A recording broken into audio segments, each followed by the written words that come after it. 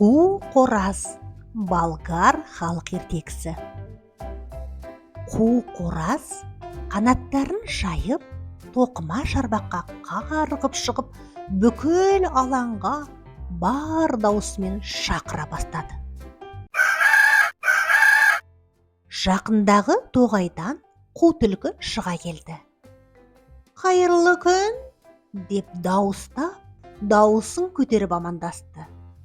«Сенің шақырғаныңды естіп, сондықтан келіп тұрмын.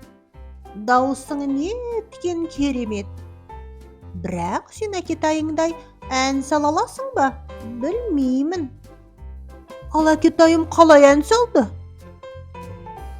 Тоқымақ шарбаққа қарғып шығып, бір аяқтап тұрып, екіншісін бүйіріне басып алушы еді.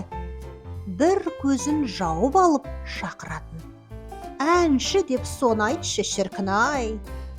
Менің де қолымнан келеді». Қораз аяғын бүйіріне басып, бір көзін жұмып шақыра бастады.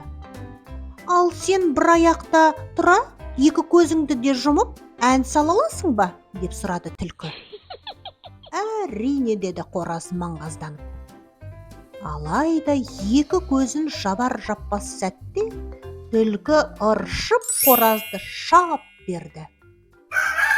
Түлкі оны орманға келіп, табанымен жерге басып, жейін дегенде, «Ех!» деп күрсінді қораз.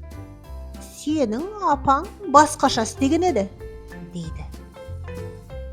«Ол қалай істейтін еді менің апам?» деп сұрады түлкі. «Сенің апаңның бір әдісі бар еді.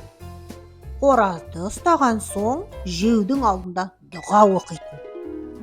Ойлана толғана түлкі менің де бір дұға оқуым керек шығар деп шешеді. Алдыңғы аяқтарын қусырып, көзін жұмып, дұғасын сыбырлай бастайды. Ал қораздың күткені осы еді.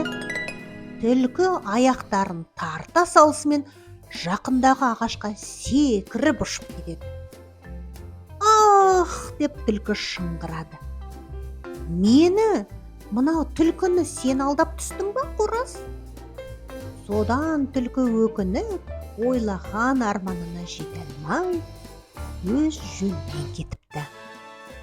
Мақтанып жүрме, сақтанып жүр.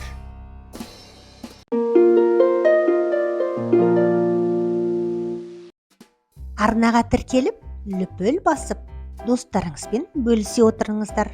Арнадан басқа да қызықты қазақша ертегі әңгіме аңыздар тыңдай аласыздар.